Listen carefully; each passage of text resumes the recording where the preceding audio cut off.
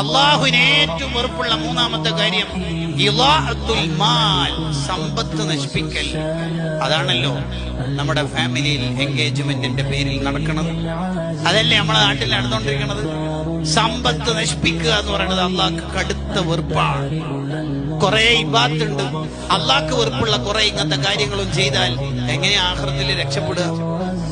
എൻഗേജ്മെന്റിന്റെ പേരിൽ നടത്തുന്ന ഈ നരനായാട്ടിന്, ദൂർത്തിന്, മോന്റെ കയ്യിൽ ക്യാഷ് ഇല്ലാത്തതിന്റെ പേരിൽ ലോണാണെങ്കിൽ ലോണ് എടുക്കുന്ന ഉമ്മ പഠിപ്പിച്ചു കൊടുക്കുകയാണെങ്കിൽ ഹറാമ് ചെയ്യിപ്പിക്കുന്ന ഉമ്മയാണോ? എന്താ ഈ കഥ? അവരവരുടെ കൊക്കിനതുങ്ങുന്നതിനനുസരിച്ച് ജീവിച്ചാൽ പോലെ.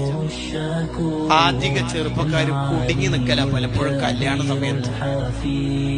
മഹർ വാങ്ങാന് എങ്ങനെയല്ലോ ഒരുക്കു കൂട്ടിയിട്ടുള്ള സംഖ്യനെ കൊണ്ട് വാങ്ങുമ്പോ അതുപോരാ. ആരവക? പങ്ങളെ വാങ്ങി ഉമ്മാരി വാങ്ങും. പാവം. ഇങ്ങനെയാണോ നമ്മൾ ഒരാളെ വളർത്തേണ്ടത്?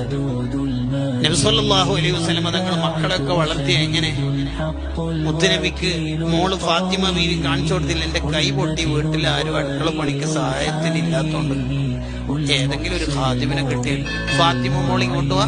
33 സുബ്ഹാനല്ലാഹ്, 33 അൽഹംദുലില്ലാഹ്, 34 അല്ലാഹു അക്ബറും ഉറങ്ങാൻ നേരത്ത് ചൊല്ലാൻ പഠിപ്പിച്ചു കൊടുത്തിട്ടാ നിങ്ങൾ വിട്ടത്. ആഖിറം കൊടുത്തിട്ടാ മക്കളെ പഠിപ്പിക്കേണ്ടത്.